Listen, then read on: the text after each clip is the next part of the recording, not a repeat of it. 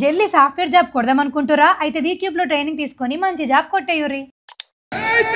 జై తెలంగాణ, జై జాగృతి, జై యూపీఎస్, జై బీసీ, జై భీమ్.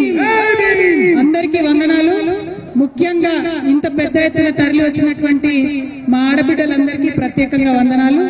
మా అన్నదమ్ములకు, అదేవిధంగా యూపీఎఫ్ నాయకులకు, జాగృతి నాయకులకు, సోదరులకు అందరికి కూడా హృదయపూర్వకంగా నమస్కారం.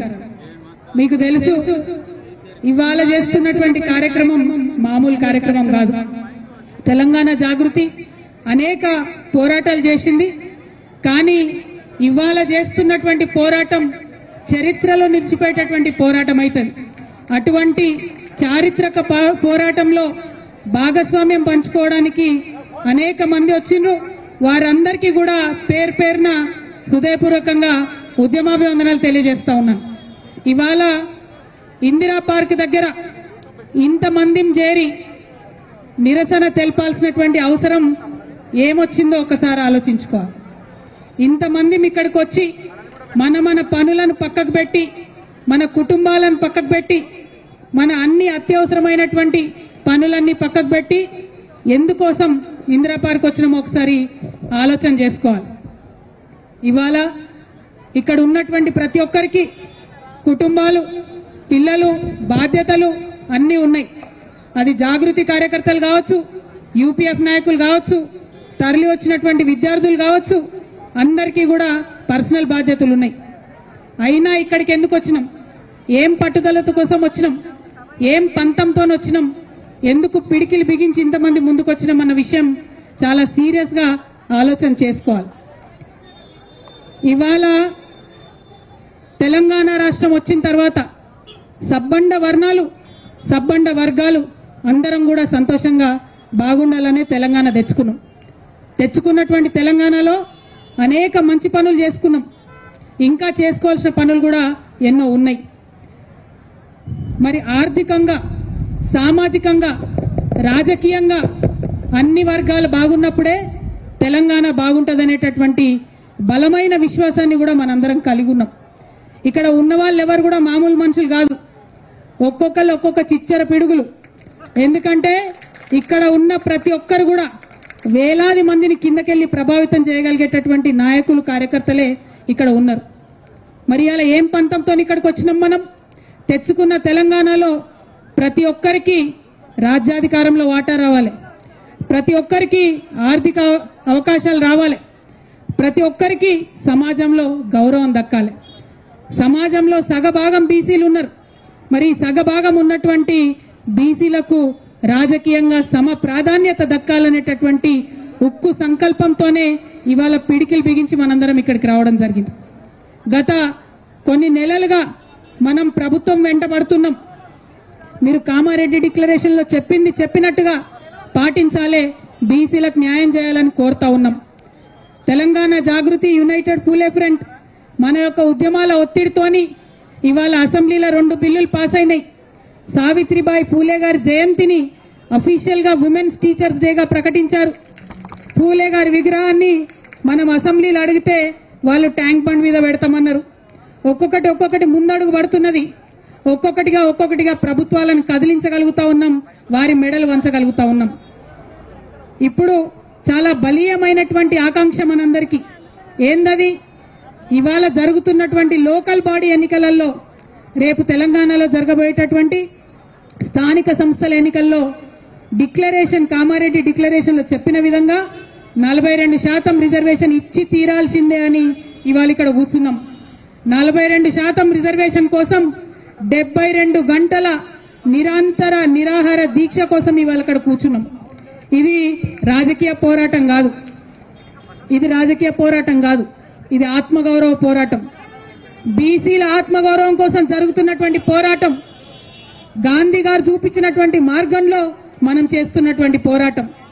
గాంధీ గారు ఏం చెప్పారు మనకు? మీకేదన్నా అంశం సాధించాలంటే, ఎవరి ఆకాంక్షలన్నా ముందుకు తీసుకొని వెళ్ళాలంటే హింస వైపు వెళ్ళొద్దు, మనల్ని మనమే కష్టపెట్టుకోవాలి. అందుకే ఇవాళ మేము ఉక్కు సంకల్పం తీసుకున్నాం. నాతో పాటు ఇవాళ ఇక్కడ యునైటెడ్ పూలే ఫ్రంట్ కన్వీనర్ బొల్లా శివశంకర్ గారు, యునైటెడ్ పూలే ఫ్రంట్ కో కన్వీనర్ హరి గారు, విజయేంద్ర సాగర్ గారు, కోల శ్రీనివాస్ గారు, కుమారస్వామి రజక గారు, రాచమల్లి బాలకృష్ణ నాయి బ్రాహ్మణ గారు, సురేందర్ ఆరేకటిక గారు, గోపు సదానందం గారు, ప్రవీణ్ వంజర గారు, రామ్ కోటి గారు, వీళ్ళందరూ కూడా 72 గంటల నిరాహార దీక్ష నాతో పాటు చేయడానికి ఇక్కడ సిద్ధపడి ఇక్కడ కూర్చున్నాం. ఇంకా మా ఆడబిడ్డల పేర్లన్నీ కూడా వస్తున్నాయి, వచ్చినాక అవి కూడా అనౌన్స్ చేస్తాం. మరి ఇంతమంది ఇక్కడ కూర్చొని ఎందుకు నిరాహార దీక్ష చేస్తా ఉన్నాం? అనేక రకాల పోరాటం చేసినాం, రాజకీయంగా అడిగినాం, రౌండ్ టేబుల్ సమావేశాలు పెట్టినాం, ప్రెస్ మీట్లు పెట్టినాం, మాకు కావాల్సింది ఏంది, ఆకాంక్ష ఏందని చెప్పడం జరిగింది. కానీ ప్రభుత్వంలో చలనం లేదు. ఇవాళ బిల్లు పాస్ అయి బీజేపీ మీద నూకేసి చేతులు దులుపుకుందామని కాంగ్రెస్ పార్టీ చూస్తుంది. మాకు సంబంధం లేదు, ఇది రాష్ట్రానికి సంబంధించిన బిల్లని చేతులు దులుపుకుందామని బీజేపీ చూస్తుంది. ఈ వేదిక నుండి స్పష్టంగా ఇవాళ నేను ఛాలెంజ్ చేసి రాష్ట్ర ప్రభుత్వాన్ని, గౌరవ ముఖ్యమంత్రి రేవంత్ రెడ్డి గారిని అడుగుతా ఉన్నాను. నిజంగా మీరు బీసీల పక్షపాత అయితే, నిజంగా 42% మీరు పెట్టిన బీసీల బిల్లు చిత్తశుద్ధితో పెట్టిందైతే, ఏదైతే బీజేపీ చెప్తుందో ముస్లింలకు ఉందేమో అనే అనుమానంతో మేము ఆపుతున్నామని చెప్తున్నారు. ఇవాళ కాంగ్రెస్ పార్టీ మీరు స్పష్టత ఇవ్వండి. మీరు ఇవాళ ప్రెస్ మీట్ పెట్టండి. ఇక్కడ పెడతారా, ఢిల్లీలో పెడతారా, రాహుల్ గాంధీ గారిని పెట్టుకొని పెడతారా, సోనియా గాంధీ గారిని పెట్టుకొని పెడతారా, మాకు సంబంధం లేదు. ప్రెస్ మీట్ పెట్టి ఓపెన్ గా డిక్లేర్ చేయండి. ముస్లింలకు 10% రిజర్వేషన్ మేము సపరేట్ బిల్లు పెడతాం అసెంబ్లీలో అని చెప్పి డిక్లరేషన్ చేయండి. ఒక క్లారిటీ ఇవ్వండి. దాంతో ఏమైతుంది, ఇప్పుడున్న 42%లో ముస్లిం మైనారిటీల రిజర్వేషన్ దీంట్లో ఇంక్లూడెడ్ కాదు, ముస్లింస్ కి సపరేట్ గా 10% రిజర్వేషన్ పెట్టాలని చెప్పి మేము డిమాండ్ చేస్తా ఉన్నాం. ఇక అప్పుడు బీజేపీ మీద ఉంటది బాధ్యత. ఈ 42%లా ముస్లింస్ లేరనే విషయాన్ని కాంగ్రెస్ పార్టీ క్లారిటీ ఇవ్వాలి. ఒకవేళ ముస్లిం సోదరులకు ఉంటే ఆ విషయం కూడా క్లారిటీ ఇవ్వాలి. కానీ మీరు ఏ విషయం చెప్పకుండా మేము బిల్లు పాస్ చేసినాం, బీజేపీ వాళ్ళు సంతకాలు పెడతలేరని మోసం చేయొద్దని చెప్పి మాత్రం కాంగ్రెస్ పార్టీని మేము డిమాండ్ చేస్తా ఉన్నాం. మేము ఇక్కడ 72 గంటలు కూర్చుంటాం. ఈ 72 గంటల్లో మీరు ఢిల్లీలో రేపటి నుంచి మీ అగ్రనాయకులు కలుస్తా ఉన్నారు. ముఖ్యమంత్రి గారు నేను డిమాండ్ చేస్తా ఉన్నా, వాళ్ళ పర్మిషన్ తీసుకోండి. ఎందుకంటే ఢిల్లీలో పర్మిషన్ ఇవ్వండి, గల్లీలో వీళ్ళు కుర్చీలో కూడా కూర్చునే పరిస్థితి లేదు. కాబట్టి ఢిల్లీలో మీ అగ్రనాయకుల పర్మిషన్ తీసుకోండి. ఈ 42% బీసీలకు సపరేట్ గా పెట్టండి, 10% ముస్లింల కోసం సపరేట్ గా పెట్టండి. ఆ క్లారిటీ ఇవ్వండి, ఆ స్పష్టత ఇవ్వండి. ఆ తర్వాత బీజేపీ గనక సంతకం పెట్టకపోతే, గవర్నర్ గారు గనక సంతకం పెట్టకపోతే మేము ఈ దీక్ష ఇక్కడ కాదు ఢిల్లీకి పోయి జంతర్ మంతర్ మీద అక్కడే చేస్తామని కూడా ఈ సందర్భంగా మీకు తెలియజేస్తా ఉన్నా. ఈ స్పష్టత ఇవ్వకుండా, ఈ క్లారిటీ ఇవ్వకుండా నువ్వెంత అంటే నువ్వెంత, తూకిత్తా అంటే తూకిత్తా అని కాంగ్రెస్ బీజేపీ కూడా ఇద్దరు కలిసి మోసం చేసే ప్రయత్నం చేస్తున్నాయి. బీసీ బిడ్డలను మభ్యపెట్టే ప్రయత్నం చేస్తున్నాయి. ఈ ప్రయత్నాన్ని మాత్రం మేము ఎట్టి పరిస్థితుల్లో సఫలం చేయనిచ్చేది లేదు. ఇక రెండో విషయం, మేము 72 గంటలు దీక్ష చేస్తాం, మేమే అన్నం తినం, మేమే నీళ్లు తాగం, 72 గంటలు ఇక్కడ కూర్చుంటాం మా బీసీ బిడ్డల కోసం అంటే ప్రభుత్వం భయపడుతోంది, పర్మిషన్ ఇస్తలేదు. ఇవ్వాలంటే మనం 10 నుంచి 4 వరకే ఉండాలంట. నేను డిమాండ్ చేస్తా ఉన్నా, ఆనాడు ఉమ్మడి ఆంధ్రప్రదేశ్ లోనే 48 గంటలు నిరంతర నిరాహార దీక్ష అంబేద్కర్ విగ్రహాన్ని అసెంబ్లీలో పెట్టడం కోసం చేసినాం. మీరు ఆంధ్రోల కన్నా పాపం అయిపోయినరా, ఆంధ్ర సర్కార్ కన్నా పాపం అయిపోయినరా మీరు? ఆనాడు ఉమ్మడి ఆంధ్రప్రదేశ్ లో సమైక్యాంధ్ర పాలకులు కూడా పర్మిషన్ ఇచ్చిండ్రు. ధర్నా చౌక్ ఓపెన్ చేసినా అని చెప్పి ఢిల్లీలో గప్పాలు కొడతారు మన ముఖ్యమంత్రి గారు. కానీ మాకు పర్మిషన్ ఇవ్వడానికి ఎందుకు భయపడతా ఉన్నారు? మేము ఇప్పుడు మళ్ళీ డిమాండ్ చేస్తున్నాం ప్రభుత్వాన్ని, మాకు 72 గంటల నిరంతర నిరాహార దీక్ష కోసం పర్మిషన్ ఇవ్వాలి. हम दिन में भी यहीं पे बैठेंगे, रात में भी यहीं पे बैठेंगे, लेकिन जिद नहीं छोड़ेंगे, पानी नहीं पिएंगे, खाना नहीं खाएंगे जब तक बीसी का बिल नहीं लाएंगे. మరి అందుకోసమే ప్రభుత్వాన్ని అడుగుతా ఉన్నాం, మీరు మంచి మాట కమన ఇవ్వండి, లేకపోతే ఆల్టర్నేట్ గా 12కి మేము కోర్టుకు కూడా పోతున్నాం. న్యాయస్థానం అన్నా మా న్యాయమైనటువంటి ఆకాంక్షకు మద్దతుగా నిలబడుతుందని చెప్పి మనస్ఫూర్తిగా మేము నమ్ముతా ఉన్నాం. అంత దూరం తెచ్చుకోకండి, కోర్టు చేత మొట్టికాయలు తినకండి, ఇమీడియట్ గా పర్మిషన్ ఇవ్వండి అని ప్రభుత్వాన్ని డిమాండ్ చేస్తా ఉన్నా.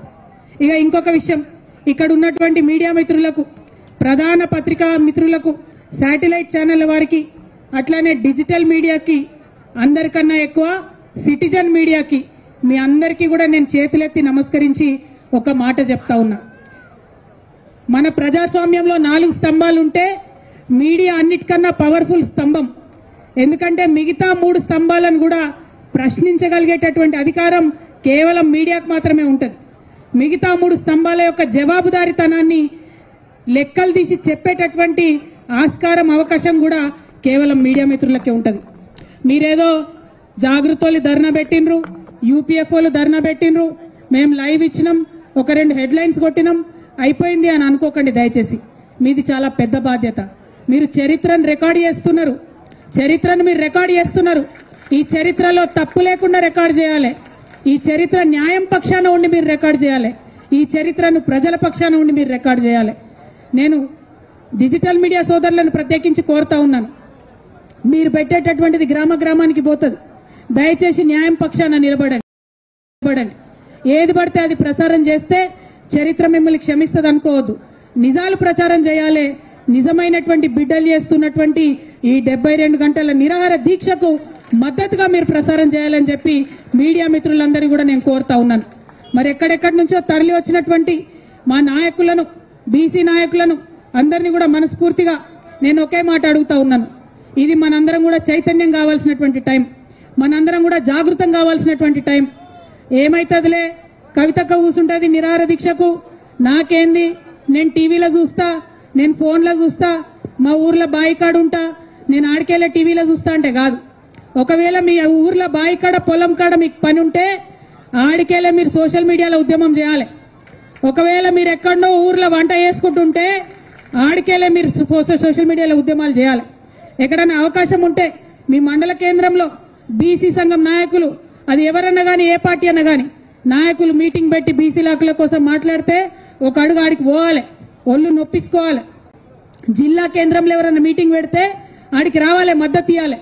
హైదరాబాద్ నడిగడ్డల మీటింగ్ పెడితే 1 గంట 1 రోజు నాది కాదు నా బీసీ బిడ్డలది అనుకొని ఇక్కడ దాకా రావాలి. ఎవరు కూడా బొట్టు పెట్టి పిలవరు. ఇవి ఉద్యమాలు, ఇవి పోరాటాలు. చేతులెత్తి పిడికిలెత్తి పోరాటం చేస్తేనే హక్కులు వస్తాయి తప్పితే ఉట్టుటిగా రావు. బీసీ ఆడబిడ్డలకు, అన్నదమ్ములకు ఇంకొక విజ్ఞప్తి చేస్తున్నా నేను. మనం ఒకసారి అడుగుతాం, 2 సార్లు అడుగుతాం, ఇడిచిపెడతాం. అట్లా ఇడిచిపెడితే హక్కులు రావు. మన హక్కులు సాధించే వరకు అవతల వైపు నుంచి మనం అడుగుడు మొదలు పెట్టగానే మొదటి విమర్శలు వస్తాయి. భయపడద్దు. 2వసారి ఎక్స్ప్లెయిన్ చేసుడు మొదలు పెడతారు. ఆగిపోవద్దు. జవాబు వచ్చే వరకు పిడికిలెత్తి ప్రశ్నిస్తూనే ఉండాలి. ఇటువంటి ఉద్యమాలకు మద్దతు ఇస్తూనే ఉండాలి. అప్పుడే ఉద్యమాలు సాకారం అవుతాయి. అప్పుడే ప్రజలుగా ప్రజాస్వామ్యం బలోపేతం అవుతుందనే విషయాన్ని ఇవాళ మీ అందరికీ నేను తెలియజేస్తా ఉన్నాను. మళ్ళొక్క మారు మీ అందరు నేను ఒకటే మాట కోరుతున్నా.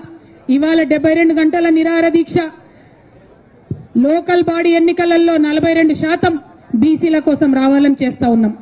చాలా మంది మాట్లాడుతున్నారు నాయకులు, మరి ఇంకెన్ని రోజులు ఎన్నికలు ఆపుతారు? ఎన్ని రోజులైనా ఆపండి, ఏం అర్జెంట్ ఏముంది ఎన్నికలకు? ఇప్పుడు మీరు చేస్తున్నది ఏంది? 2 ఏళ్ల నుంచి సర్పంచ్లు ఉన్నారా ఊర్లలో? 2 ఏళ్ల నుంచి ఎంపీటీసీలు ఉన్నారా ఊర్లలో? ఏం జరుగుతుంది అక్కడ? ఏం అభివృద్ధి జరుగుతుంది? ఇదివరకు కేసీఆర్ గారి హయాంలో జరిగిన అభివృద్ధి ఇవాళ పల్లెలలో కొనసాగుతున్నదా? లేదు. ఏం అర్జెంట్ ఉంది అట్లాంటప్పుడు? ఎన్నికలు పెట్టే ముందు ఖచ్చితంగా మా బీసీలకు హక్కులు వచ్చిన తర్వాతనే ఎన్నికలు పెట్టాలని డిమాండ్ చేస్తా ఉన్నాం. ప్రభుత్వం కొట్లాడాలి, న్యాయస్థానంలో కొట్లాడాలి. తమిళనాడులో ఇట్లనే 9 ఏళ్ళు ఎన్నికలు పెట్టలే. బీసీల హక్కులు సాధించుకున్నాకనే, బీసీలకు రిజర్వేషన్ వచ్చినాకనే ఎన్నికలు పెట్టుకున్నారు. మనమేం తక్కువ? అంటే తమిళనాడుకి ఇచ్చినట్టు 69% మనకు లేదంటారు. ఎందుకు లేదంటే అక్కడ వాళ్ళు ఉడుం పట్టు పట్టిండ్రు, మాకు అవసరం లేదు ఎన్నికలు 9 ఏళ్ళు అని చెప్పిండ్రు. ఇక్కడ మనం అట్లా ఉడుం పట్టు పట్టి అందరం కలిసి ఒక దగ్గర ఉంటే ఖచ్చితంగా మనకు కూడా రిజర్వేషన్ వస్తుంది. ఈ రిజర్వేషన్ వల్ల మరి జీవితాలు అన్ని మారిపోతాయా? ఈ రిజర్వేషన్ వల్ల మొత్తం బీసీ సమాజం ముంగట పడుతుందా అంటే డెఫినెట్ గా ఒక బలమైన ముందడుగు పడుతుంది. రాజకీయంగా మన వాటా మనకు వస్తుంది. ఇవాళ లోకల్ బాడీలల్లా, సర్పంచ్లల్లా, ఎంపీటీసీలల్లా మన వాటా మనకు వస్తే రేపటి నాడు ఎమ్మెల్యేలల్లా, ఎంపీలల్లా అడగొచ్చు. రేపటి నాడు ముఖ్యమంత్రులు అయ్యే దగ్గర అడగొచ్చు, నిలబడి మా వాటా ఏదని అడగొచ్చు. దానికోసం ఇది ముందడుగు అవుతుంది. ఈ విషయాన్ని దయచేసి బీసీ సమాజం అంతా కూడా గుర్తించాలి, గమనించాలి. ఇది మన ఉద్యమం, మన ఇంటి ఉద్యమం అనుకొని ఇంటికొక్క బీసీ బిడ్డ తరలి రావాలని చెప్పి హృదయపూర్వకంగా, వినమ్రంగా నేను వేడుకుంటా ఉన్నాను. మరి మళ్ళీ ఒకసారి చెప్తున్నాం, 72 గంటలు దీక్ష పట్టినాం. నీళ్లు తాగేది లేదు, అన్నం తినేది లేదు, ఇందిరా పార్క్ వెళ్ళి కదిలేది లేదు. ప్రభుత్వాన్ని రిక్వెస్ట్ చేస్తా ఉన్నాం, ఇదివరకు తెలంగాణ జాగృతి ఏ ఉద్యమం చేసినా ప్రభుత్వం ఇచ్చినటువంటి సమయానికి లోబడే ఉద్యమాలు చేసినాం, శాంతియుతంగా ఉద్యమాలు చేసినాం. ఇక్కడ నిలబడ్డాం, ఇక్కడ ఉన్నాం, మా గోడు మేము చెప్పుకున్నాం, మా హక్కులు మాకు కావాలని నినదించినాం. అంతే తప్పితే ఎటువంటి అసాంఘిక చర్యలకు పాల్పడలేదు. కాబట్టి ఖచ్చితంగా మాకు పర్మిషన్ ఇవ్వాల్సిందే, 72 గంటలు పర్మిషన్ ఇవ్వాల్సిందే. ఒకవేళ 72 గంటలు ఇయ్యం, మిమ్మల్ని తీసుకుపోయి పోలీస్ స్టేషన్లో పెడతామంటారా? అక్కడనే దీక్ష చేస్తాం. మిమ్మల్ని తీసుకుపోయి హాస్పిటల్లో పెడతామంటారా? అక్కడనే దీక్ష చేస్తాం. మిమ్మల్ని తీసుకుపోయి ఇంటికాడ ఇడిచి పెడతామంటారా? ఆన్నే రోడ్డు మీద కూర్చొని అక్కడ కూడా దీక్ష చేస్తాం. పంతం ఇడిచేది లేదు, వెనక్కి వచ్చేది లేదు, హక్కులు సాధించే వరకు మడమ తిప్పేది లేదు. ఈ విషయం ప్రభుత్వం గమనించాలని చెప్పి నేను కోరుతున్నా. ఇక చాలా రాజకీయ పార్టీలు రకరకాలుగా మాట్లాడుతున్నాయి. రాజకీయ అంశాలు మనం చూస్తూనే ఉన్నాం, అన్నలందరూ మాట్లాడతారు. ఈ రాజకీయ అంశాలన్నీ ఎదురు తీసుకొని వాటన్నిటిని పక్కకు జరుపుకుంటూ మన ఆత్మగౌరవ బావుట నిలబెట్టాలంటే బీసీ బిడ్డలందరూ కూడా కలిసి ఇవ్వాలి, మద్దతు ఇవ్వాలని చెప్తూ మళ్ళొక్కసారి మీ అందరికి ఉద్యమాభివందనాలు తెలియజేస్తున్నాను. Thank you. జై తెలంగాణ, జై తెలంగాణ. సాధిస్తాం సాధిస్తాం సాధిస్తాం సాధిస్తాం సాధిస్తాం సాధిస్తాం. ఏకార్ దబ్కా, ఏకార్ దబ్కా, ఏకార్ దబ్కా. జై భీమ్, జై ఫూలే, జై తెలంగాణ. Thank you.